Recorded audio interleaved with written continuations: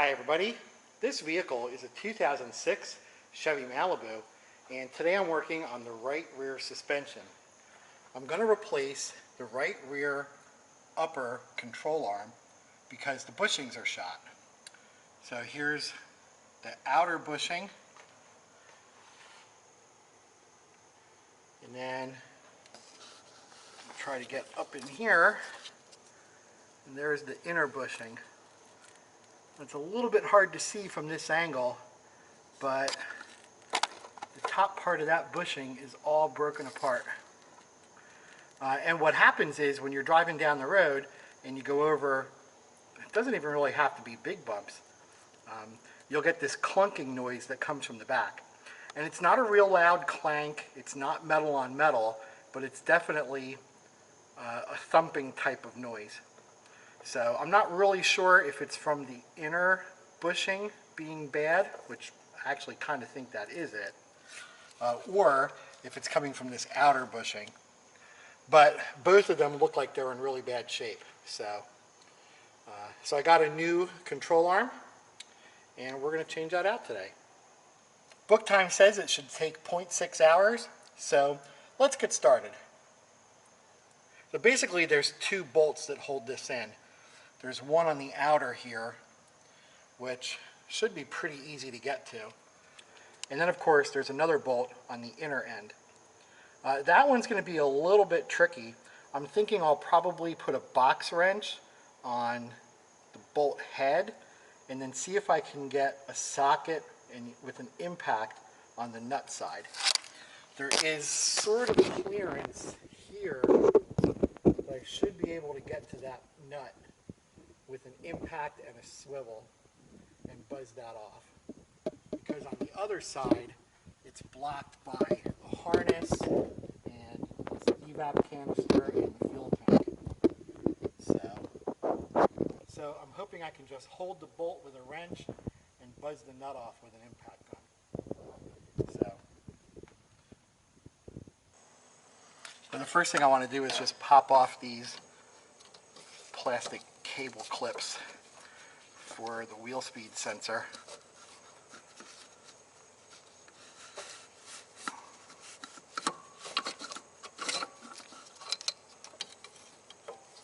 Just do that with my cat's claw.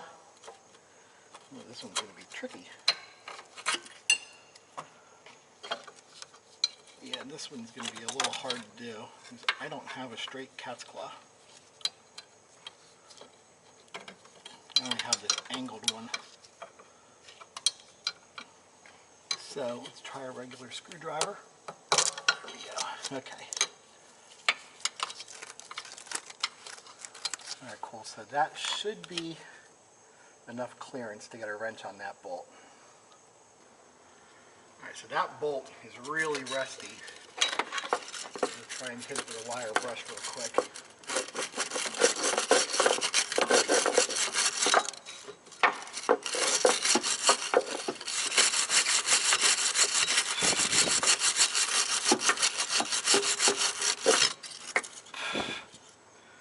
Try to get some of that rust off of it. I'm also going to spray it with some lubricant.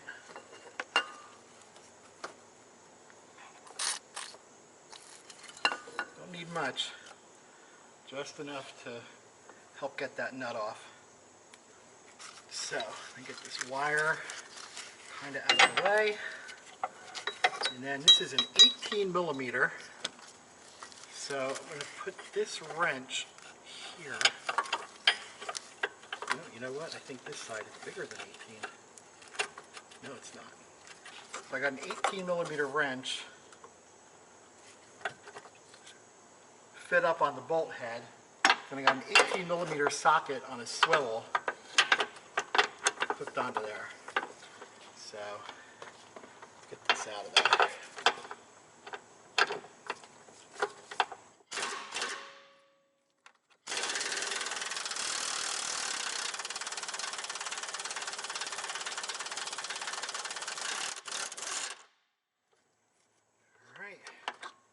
Ooh man, look at that smoking. Yeah, that got hot. That's all that rust and that oil burning off. All right, cool. All right, so just got a little drift pin here, and I'm just using a 1-pound hammer, nothing big. I'm going to try to lightly tap this bolt through.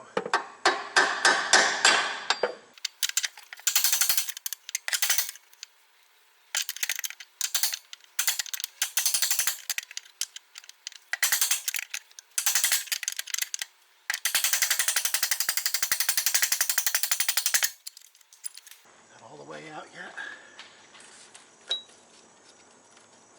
Almost.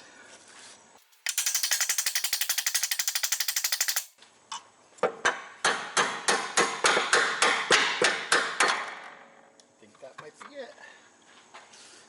Yes. Okay, so bolt is out. Cool. Well, now I gotta get the drift out. Drift feels pretty loose, but it's still being held in there. So I'm gonna actually leave it there for now, and let's go work on the other side of this upper control arm.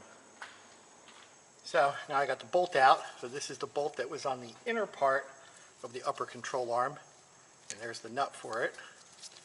So kind of typical, GM bolt, 18 mil, 18 mil. Has some kind of a anti-rusting coating on it, which usually these bolts work out pretty good. So, except of course those threads were pretty rusty, but this is also a lock nut. So if you look at it, the lock nut itself is actually squeezed in. It's pinched in 3 locations, 1, 2, 3. And those 3 pinch areas are what make the nut hard to turn in once the threads reach the edge of the nut. So you don't need any lock washers or anything with this. There's a washer built into the nut, and of course you don't need a lock washer because it's a lock nut. So, but this is actually a pretty good piece of hardware here. So, moving on, let's get this thing apart. So it's just 1 bolt and 1 nut. Looks like 21 millimeter. And it is. Just to make sure, I'll try 20. Does not fit. Does not fit. 21 does not fit on there. So this side is 21. And this one, oh, it is 21. Oh, there's a nut that's blocking it. Oh, it's the caliper mounting bolt is blocking this side of the nut. All right, so I'm probably going to have to take that bolt out. But let me try putting an impact on this first and see if I get it apart. And once again, a little bit of wire brush, a little bit of lubricant.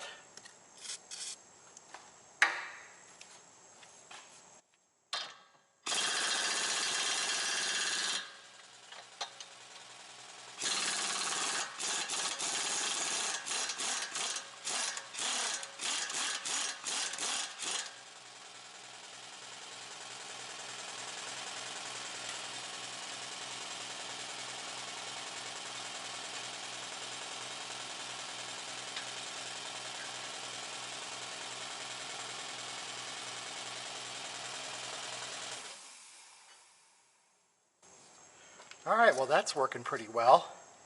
Now there's a lot of stress on this bolt and this whole assembly right now because of the weight of the wheel hub and of course the spring pressure trying to push down on the lower control arm.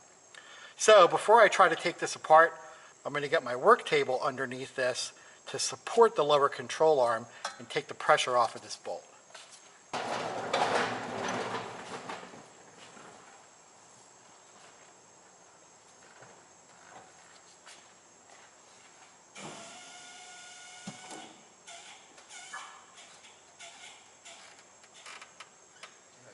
Right about there.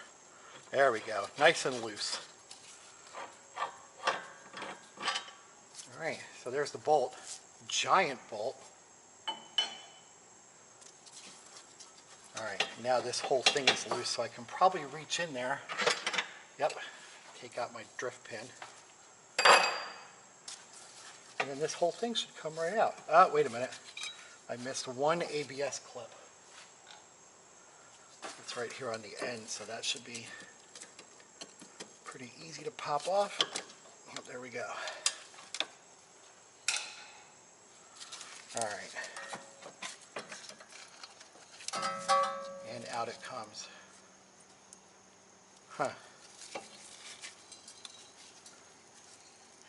Yeah, so this bushing is definitely worn, but I'm not feeling the wobble. I'm not feeling the wiggle woggle. It's actually pretty tight.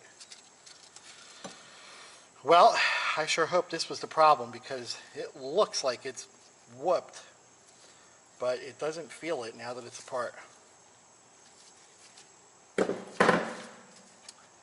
Regardless, it's out now, and I got a new one to install, so let me go get the part. Alright, so here's the new control arm, and this one is a Dorman, which I picked up on Amazon for about $38, and it's got, of course, new bushings on either end, and it's got a part number stamped on the side of it also. So we just match it up, new and old side by side, and of course they're the same. Now, these are directional. There's a certain way that this goes in, and you can tell just by getting your hardware, because this is the outer bolt, the big one with the 21mm head, which only fits in one end of the control arm. So if I try it on the other side, it won't go in because that's where the 18mm bolt goes. Kind of looks like a boomerang. Okay, let's put it in. Alright, now for the install, should actually be pretty simple. Set this up on the inside like that. And I'm going to put this drift pin back in just to hold it in place.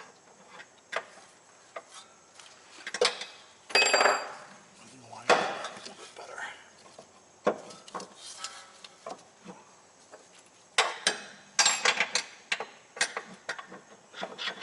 Okay, just put that like that for now.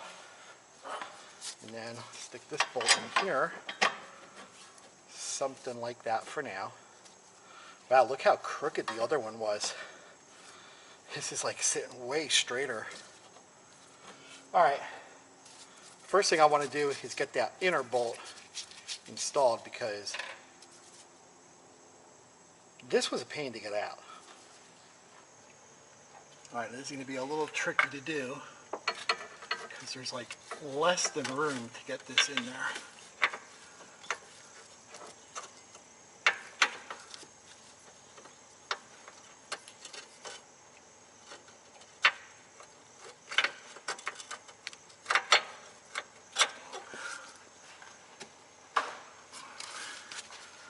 Matter of fact, I think I'm going to have to do this from this direction. Just reach in. No, it's not going to work either. I might not be able to get this on camera.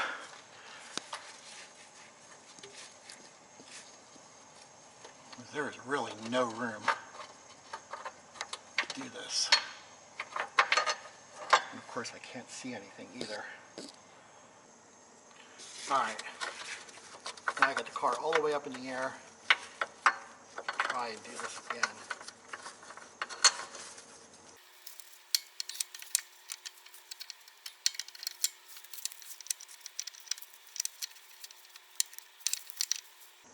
Alright, so there's a wiring harness in my way. It's pushing the bolt down when I need the bolt to go up. So, first, I need to get this harness up out of my way.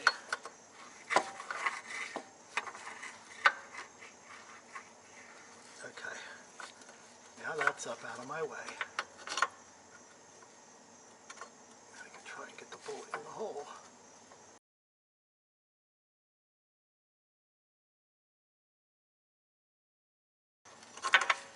My fingers are too tired.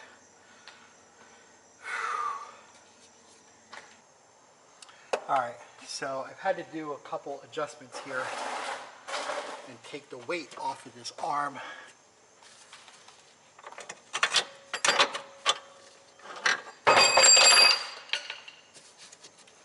Did it actually go in? Yes, it did. Finally. Okay. Now I got to get it to go in the rest of the way.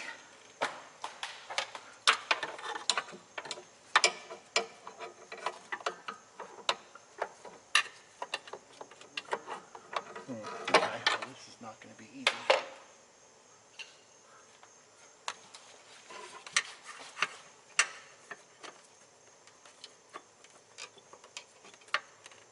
I wonder if I can reach in there and do it.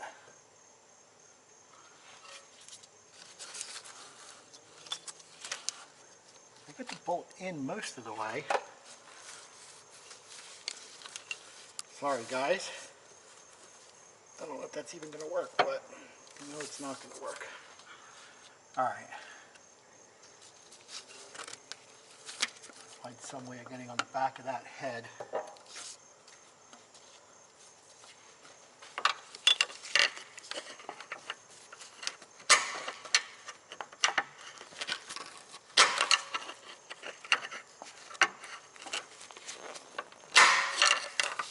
Come on. Oh, you know what? It's probably because of the way this thing is positioned. Yeah, see, because I can still move that around, so I bet if I get in there like this, and the back side of that head, there we go. Cool, that actually wasn't too bad. Let me clean those threads off.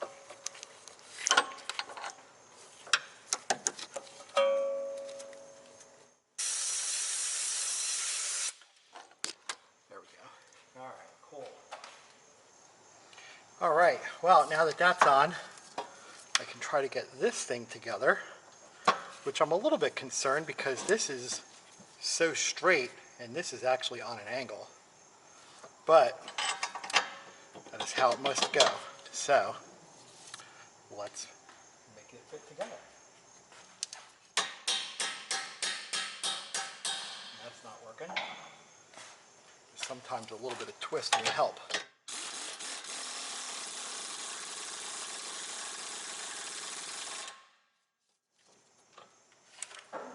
Try and put some more weight on that. That is not helping, I don't think.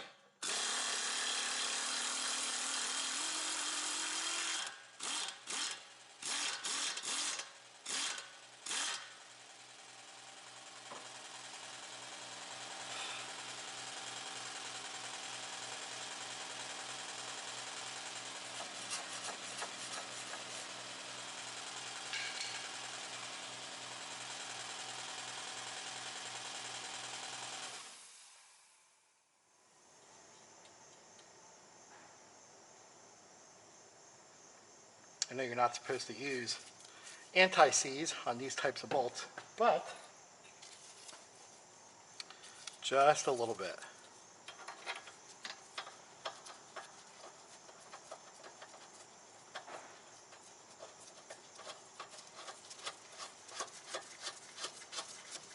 Okay, there's that. Now I'm going to run this down. There we go. That pulled in nice and tight. All right, I'm going to let that set because I need to torque this to the right torque value. And before I do that, I want to get the nut on the other side. So let's do that next.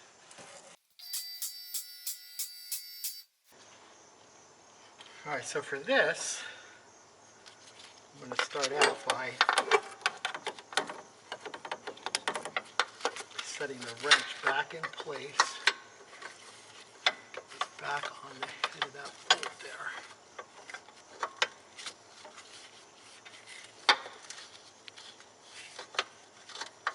Come on.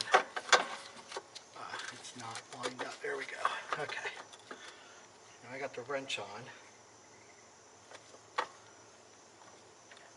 Now for the nut, can my fingers reach that?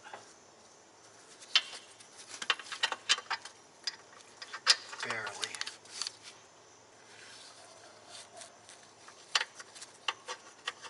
this is actually not too bad. Okay, now that's started. All right. Buzz this down.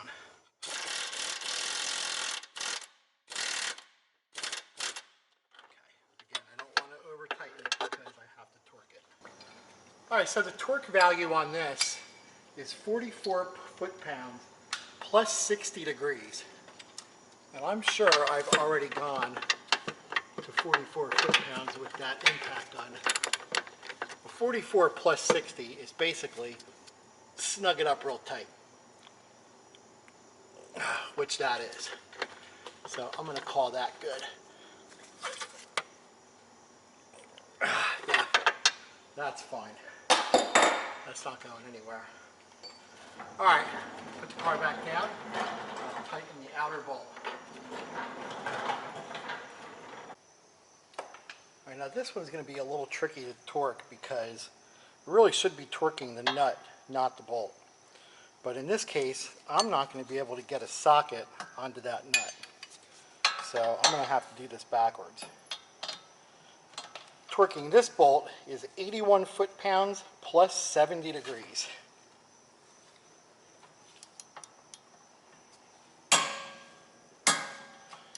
So there's my 81 foot-pounds, and I have to go 70 degrees, which is almost 90. So,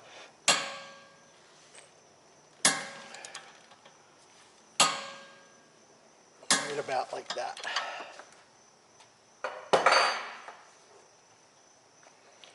All right, cool. Now I just got to put those clips on.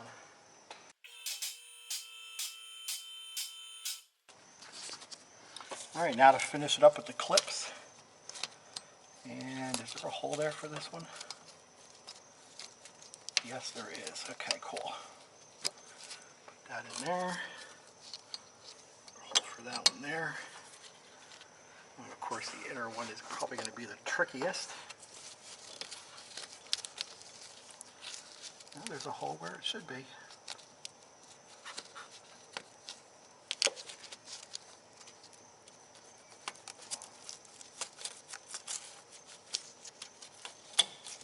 All right, cool. Well, that is it.